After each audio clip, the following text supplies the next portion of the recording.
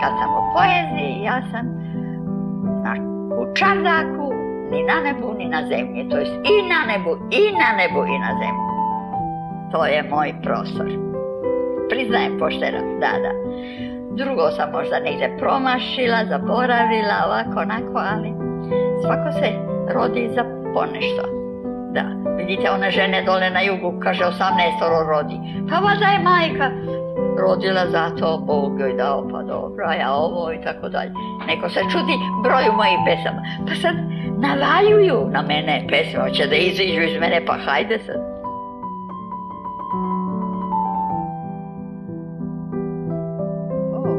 Mnogo bi poruka, ali ajde, one ću najglavnije reći. Pa prvo bih molila one koji su se tek rodili i tek počeli da rastu, da gledaju da budu zdravi. Poruka prva da se sačuva zdravlje. Onda druga bi poruka bila da se stekne što više znanja.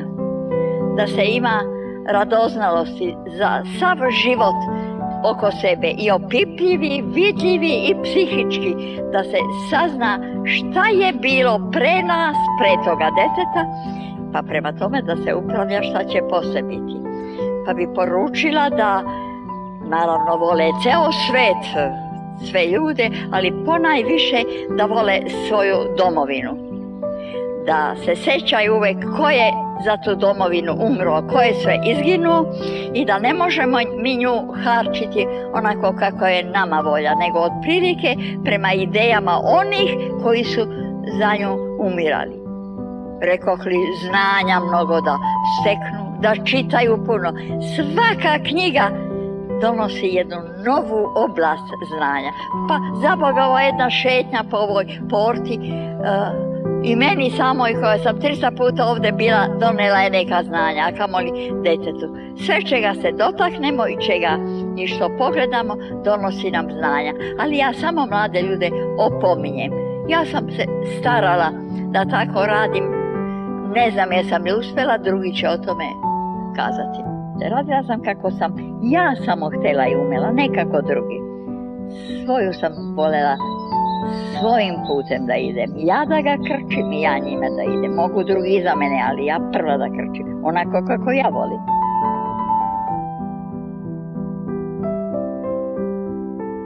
Upravo sam ja kao porodica, bez ikakve sujete. Radim posao kao neko pravi cipele, neko snima, neko sadi jagode, a ona uzela pa piše pesmu.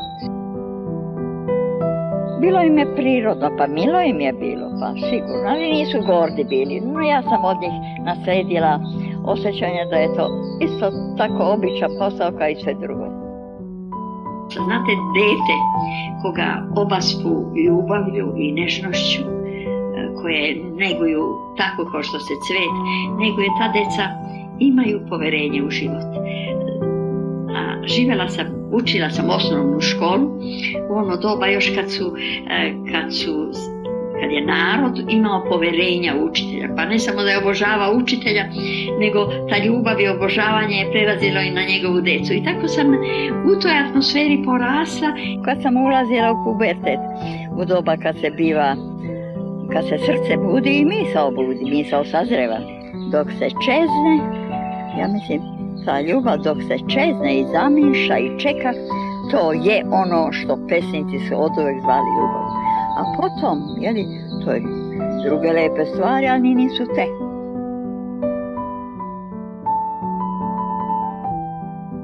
Da bi se bio dobar učitelj, mora se imati mnogo ljubavi za ljudsko biće, osobito za to malo koje će tek postati ljudsko biće. I verovatno su pesnici najosjećajniji. Nikoga nećemo da vređamo, ali onaj koji kolje jagnjad sigurno ne bi mogao biti, ne znam, smetalo bi mu nešto, otupi čovjek od toga. Ali eto, pesnik je osjećajno biće, onda razume, on mora biti i psiholog. Mora prvo psiholog da sebe razume, pa onda razume onoga drugoga. Razume dete i onda vodi ga ne pretnjom kazne, nego ljubavlju. I zato ja mislim da su pesnici dobri učitelji. Onda deca, ima jedan onaj protivutalas, deca osjete ko ih voli i deca vraćaju ljubavlju. A bez te saradnje, ja te volim, ti me voliš, kao u ljubavi svakoj, nema ničega. Oni su taman u tom uzrastu u kome je pesnik večito. Onda mi se vrlo dobro razumemo. Ja njih vrlo dobro razumem i oni vrlo dobro mene razumiju. To je tako nekako lako me pojme, lako im oprostim i naravno, mislim da to svaki pesnik ima, mora pesnik imati i dobrote neke, neka smisla za razumevanje, recimo. Neko dete kaže, ja molim vas, gospodine profesore, druže profesore, kako je kad bilo, nisam stigao da naučim. Zašto, dete drago? Recimo, mama me je poslala to ili baka je bolesna ili tako. Dobro, nisi stigao, ali onda kada stigneš, ti mi se javi. Nije meni važno kad si naučio, nego da si naučio. Moj otac je bio učitelj. Jedan, mislim, vrlo obdareni učitelj.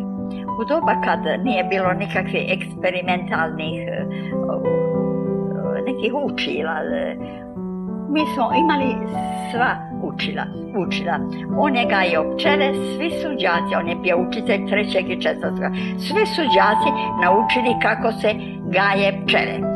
Onda je imao jedan mali vrt iz koga porodica nije jela, ali tu je raslo svako bilje koje je moglo u Brankovini biti i ogrodi, i ribizla i šta ti ja znam. Onda je učio đake da kaleme, jer oni će sutra ući u narod, jeli? On nije učio A, B, C, samo to. Pa i to je važno, ali on osjetio je da je život mnogo širi i mnogo složeniji. Pa je spremao decu za život. A isto da ne budu slepi kod očiju. Da, i očevi su bili presretni. Pa kaže direktor onaj moj, pokali mi sve po kući. Pa kako, kaže, zato sam ga učio. Pa dobro, vala ti, pa ja to ne bili umeo.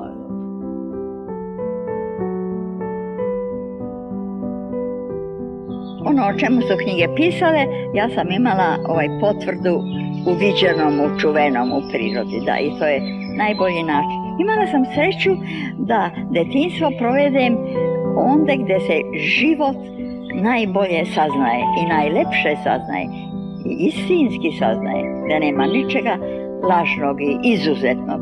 Sve je kao i u drugih. Tamo vidite teče rečica. Ja sam, rasla je neka trava takozvana repušina. Ja sam tu travu brala i to je bio jedan suncobran meni. Mislila sam da sam princeza i da hodam sa tim suncobranom i ne znam ja, pored toga onda sam pravila vodenice od kukuruzovine na matici rečnoj, vatala rakove, vatala punoglavce i tako dalje. Živjela punim životom deteta koje raste u prirodi.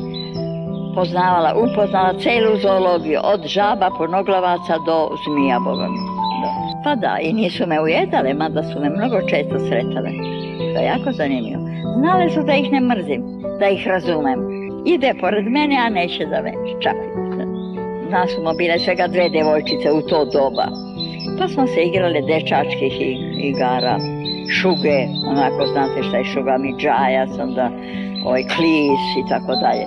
Sve te igre dečačke i nas dve smo igrali, šta ćemo, moramo sa njima, da. Pentrale se uz drveće, preko plotova skakale, pravile brane, male vodopade na reci, vatale insekte i tako, pravile neke eksperimente sa njima.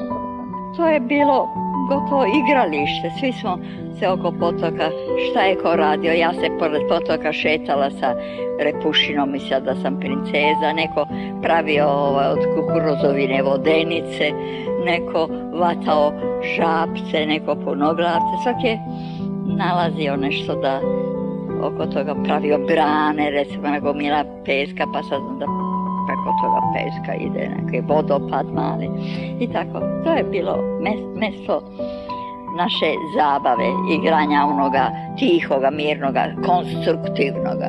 Eto vidite na ovoj livadici oko porte ja sam naučila imena cveća, kako se koje zove, koje cveće obično kod nas raste. To je bila ona neka škola botanike u mome životu. U đačkom dvorištu je sve bilo utabano.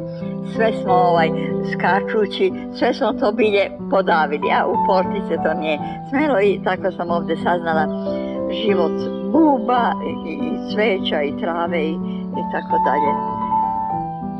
Zadovoljna sam što sam rasla blizu crkve. Ja ne znam da li je to uticalo, ali nekako u mojoj prirodi ima nešto kao da su me sveštenici učili, a verovatno me je takva sam rođena. Nisam umela, nisam volela da, možda sam mogla koga uvrediti, nisam vređala, nisam pakostila, nisam zavidjela, pa dobro, to je i prirodno. Ali ako bi me neko uvredio, na primjer, to ne bi dugo trajalo u mojoj duši. Zamislite jednu okruglu loptu, ako pritisnete prstom, dok prst stoji udubljeno, sklonite prst, lopta opet okrugla, tako moja duša. Prošao dan, ja sam zaboravila tu malu đačku ili poslije mladićku, devojačku uvredu koja mi je naneta. Ovdje sam ja formirala svoj život, ne samo u pogledu znanja, botanike, zoologije i tako dalje, nego i u moralnom pogledu. Blizina te crkve je uticala za mene, ja sam na mene. I uticalo je na mene i to što je pored moga prozora gdje sam spavala išao put do groblja. Ja sam već sasvim mala znala da ljudi umiru, da posle toga ih stavljaju na kola i moj ded koji je bio sveštenik vozi ih u grob i tako dalje. I tu su počele moje prve ozbiljne misli, ali gdje će duša toga čovjeka? Njega će uzeti, a šta ćemo sa njegovim mislima? Gdje će se one smestiti? Tako je to znači cijela mapa, da tako, cijel crtež moje duše i mojih verovanja i svega ostaloga je već formiran tu, oko škole i oko ove crkve i tako.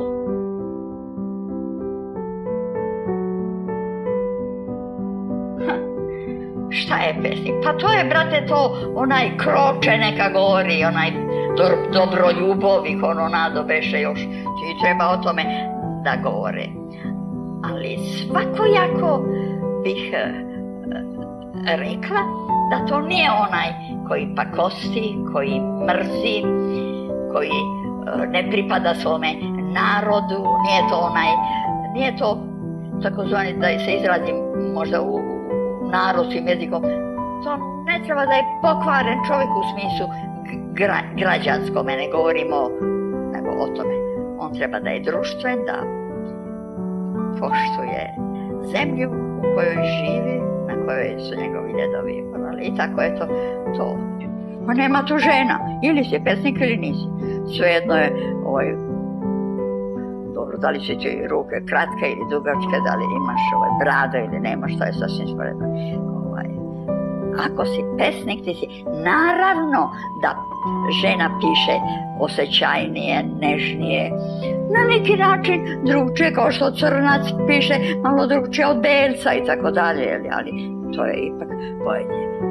I sad se pokazalo da žene, to sam ja govorila, dala mi se prilika da kažem dole i u Strugi pred strancima, da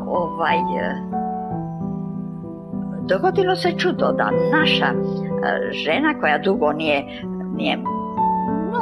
dugo pisala, nije bilo puno pesnikinja kod nas, na jedan put kao da se neki vulkan otvorio. Mi imamo sada toliko pesnikinja, mladih i mlađih i starih i tako dalje. Prosto to je zemlja na ugaru koja je sada počela rađati i ne zna šta će od sebe. I to je divno. I to je još jedan dokaz da je naš narod poetski narod, nema pišu levi, desni, nego svi su pesnici, pa kad kome dođe prilika da se izrazi i tako dalje. Pa naravno svi, kad kažem svi, to ne znači matematički svi, nego onako poetski svi, da. Mislim da je to jedna izvanredna pojava, da je to dobra pojava, da je to još jedan dokaz da poezija nije nikakva klasna stvar, niti je čak fiziološka, nego je to stvar duha kao takvo. Pa sad nije koristan u tome da će nam šiva ove godine roditi i da ćemo imati kiše koliko je potrebno za zemlju. Svakako da ne, ali da postoji neka duša u čovjeku, da oblagorodi dušu. Ja mislim da je neophodno. Zašto učitelji đacima ne daju samo da su 2 i 2 4? Malo. Daju im pesmu, da im dušu razvije, da im oblagorodi. Zato je to potrebno. Da, to sam ja đake učila da sami obični banalni stihovi, bez misli, bez osjećanja, bez mašte, nije pesma, nego samo slikovane reči. Pa ne, pa verovatno, čujte mila moja, sve što postoji, verovatno bez toga se ne bi moglo. Nije ono onako od besa niklo. Nego, verovatno, sve što biva mora bivati. I sve što je postalo, moralo je postati. Čak su i razbojnici morali postati. Zamisli, strhote.